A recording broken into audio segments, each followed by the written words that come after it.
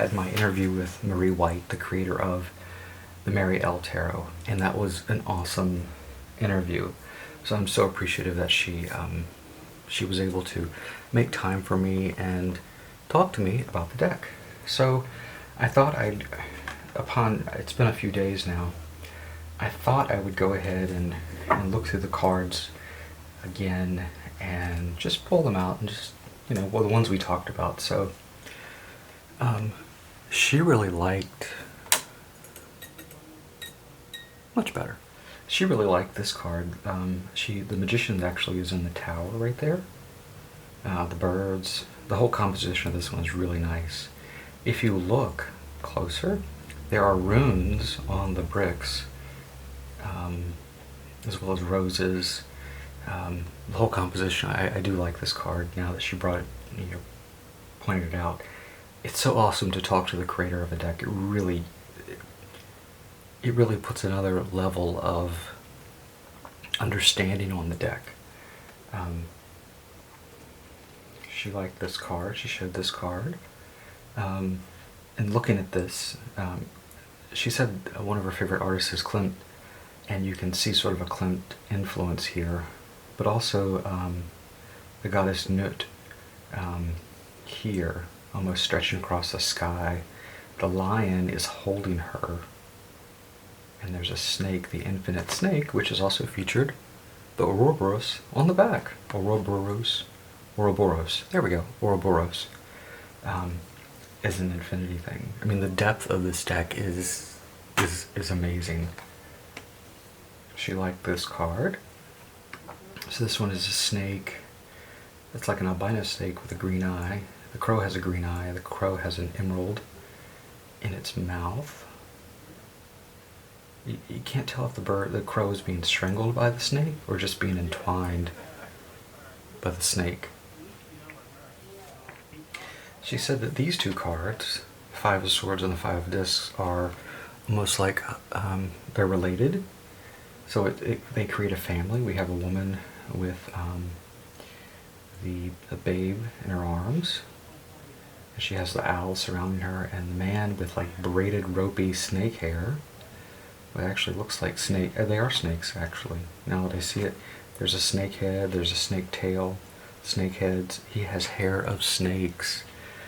And in his chest, the Ouroboros is there, and the heart is like a stream. We have this oak leaf here.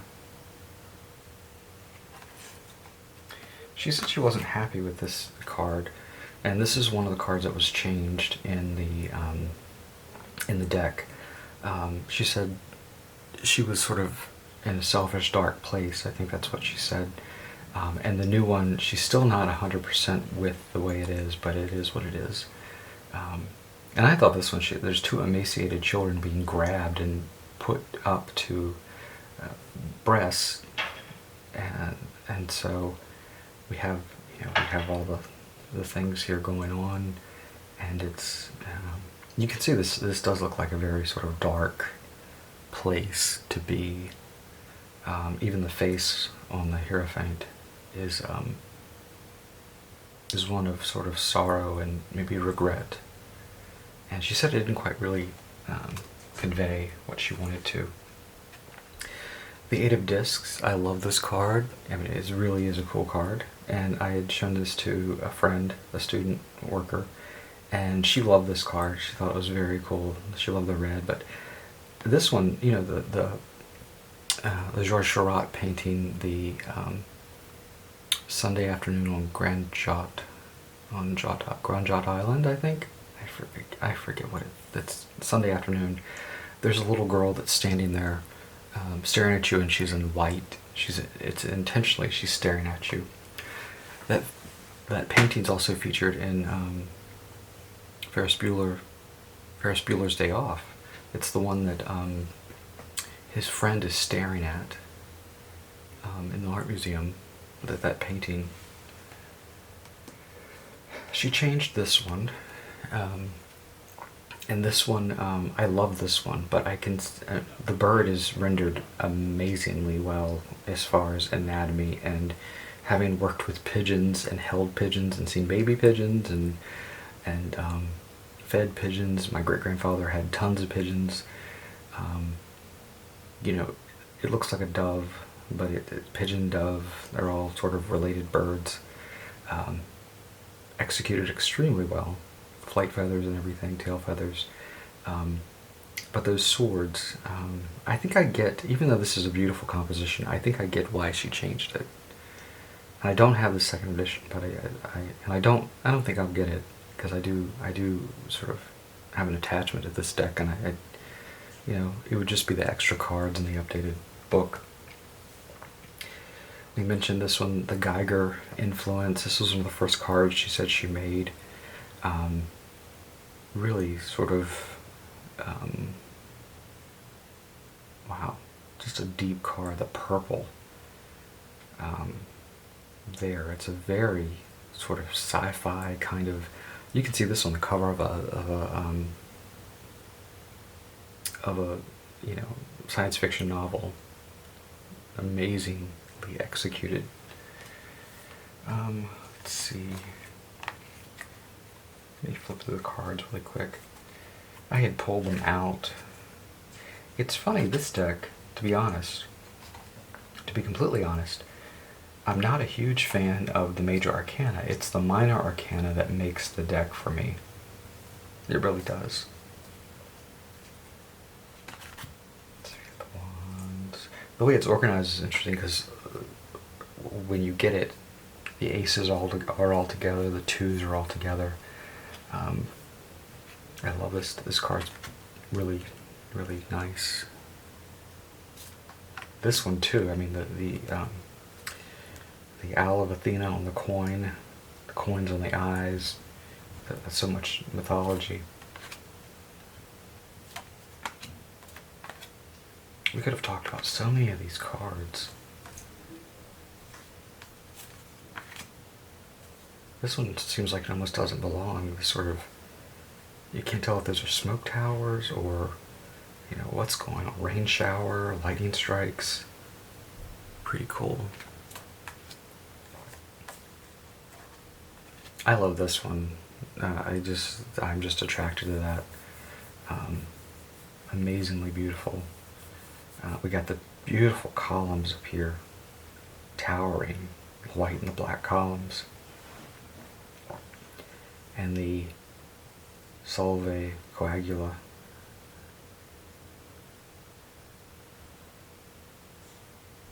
Three-headed goat, beautiful. The Fool, I actually, okay, the major arcana, the Fool. I love the Fool because, well, he's naked. He is sort of he has like two dragons around him, sort of a water dragon and a fire dragon. He also is wearing a mask, and these monarch butterflies sort of flying around. Even his shoes are made out of butterfly wings. Sort of a very carried, I don't know, it's hard to describe, but the feeling, I mean, the motion in this card is like, whoa. It's there. Oh, the High Priestess is one that she had said she changed. And I can see why. This one is kind of, I don't know, it kind of leaves me wanting more, I think. The Empress, the Emperor, Chariot. I love this one. But this card, to me, is almost like the Devil card in the deck. It's almost like it's in the deck, but it could have belonged to another deck. It doesn't. It fits in with the deck, and it doesn't fit in. Oh, the Magician. I love this one. The Sacred Geometry there, emerging from almost on the water. No face, but it's black. You can almost see your own face in that. I love this one. I love it. I would love a painting of this. It's amazing. Something about this image is almost beautiful in a very sinister kind of way that speaks to me. I love this one. I talked about this one a little bit. It does remind me of the Munch, the Scream, the painter. he did a series with there's like a vampire and there was like a death, like death holding a child. I think that's what it is, but it reminds me very much of that. I love this horse. It kind of reminds me of the original cover of Catcher in the Rye, the horse, the merry-go-round horse. This one, my God, what a beautiful card. I mean, you have the hermaphroditic minotaur with beautiful owl wings. It's the labyrinth on the belly. Wow, just a crazy cool card. Well, we got a unicorn. That's cool. Ooh, the angel with red wings, with 2 children and a dog. I mean, yeah, some of these cards are like, it's kind of simple. 7. This one reminds me of very much of William Blake. She's wearing the skin of a lion. I mean, here's a tiger. Look at the face of that, the fangs, the teeth. This could have been a strength card as well, but that anger, that fierce fire anger is there. Wow, look at that.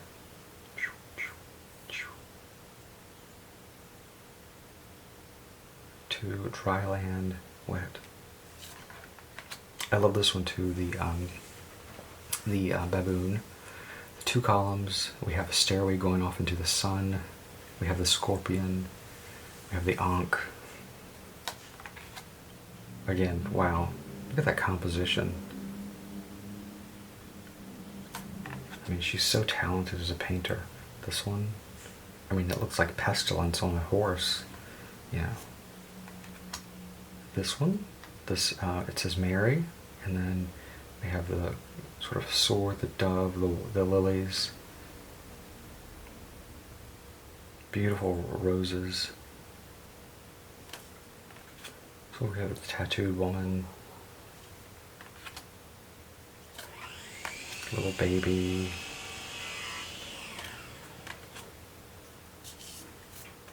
Wow, that mask. And the owl, I mean, just...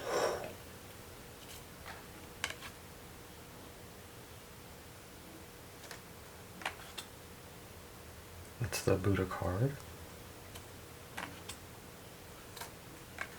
This one, the crows of Odin, the eyes of Odin.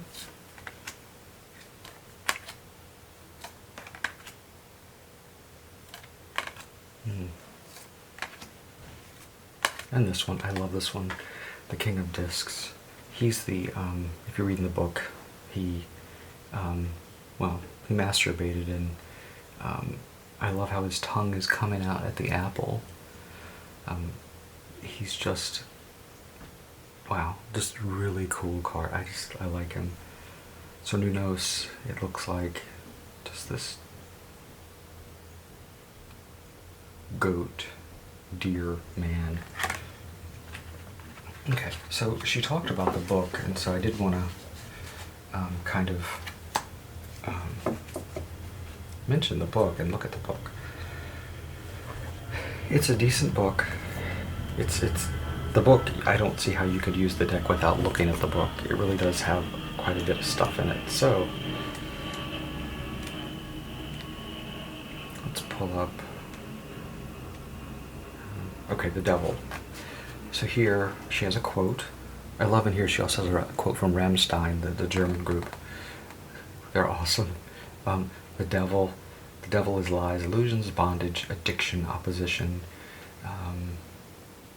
To the grand tarotist Talia, the devil represented a great force propelling you toward a fate which could be either good or ill. The 15th letter of the Hebrew alphabet is Samk, which means a prop or support. The Hebrew letter resembles an O, but Samk in the mother alphabet Phoenician or Proto-Canaanite resembles the Egyptian symbol Jed. A Jed was a glyph of a column with 4 horizontal lines toward the top. It represented stability or endurance, and it's the spine of Osiris. The Egyptians may have believed that semen and its corresponding life force originated in the spine to grow and build until it projected out of the phallus in orgasm, like the serpentine kundalini, sakti, or sleeping potential force of man lying coiled at the base of the spine, or the two serpents who wind their way up the central staff in the catechus, representing the salve et coagula of male and female energies. The catechus is alive within you and crawling up your spine. Yeah, I mean, you can see she did some really interesting research here. And there's a bibliography of quite a few texts. And she has some endnotes here, which were from some of the quotes. Let's look at her sources.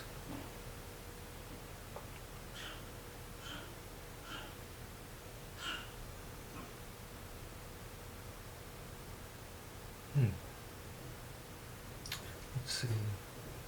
Tao Te Ching, Central Kabbalah, Nietzsche,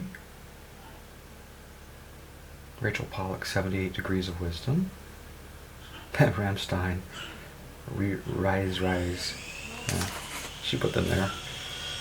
Anyway.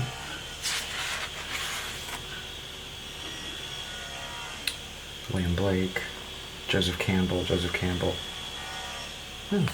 So there you go. So that was just me talking about the cards, and I also I was able to find the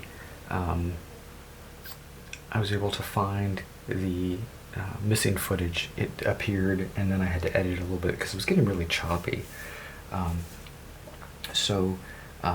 Basically her talking about how she got the name of the deck. So I'll include that in this video because I think it's a treat just to hear from her. Anyway, there you go. Well, the last thing would be, do you have anything to leave me with as far as the deck goes, and anything you'd like to say? Okay, I was going to say, regarding the Marielle, the name Marielle, I happened to read a thing by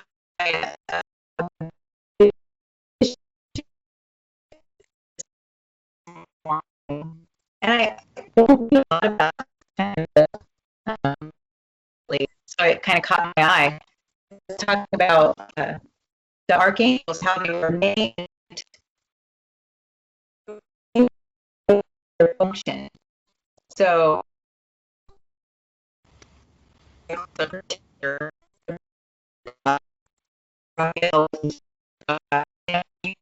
would call in that context, Mary marries a mother, Mara, kind of a bit feminine, Kuan Yin, that kind of thing. I was really thinking it was like the feminine aspect of God. So I thought that was kind of neat to think of it like that. Even though I want it to be balanced, I guess that is, the space in which God can create, or the abyss, using the name from the book. So yeah. Anyway, that caught my eye this morning. I thought that was kind of neat. Awesome. But yeah. Well, thank you so much for being with me. I think anybody who watches it will have a little bit more insight on the deck, and just it's always interesting to talk to the person who created the deck. You can buy the deck, you can experience the deck, but actually talking to the creator, is huge. It's like it's a privilege. It really is. I really appreciate it.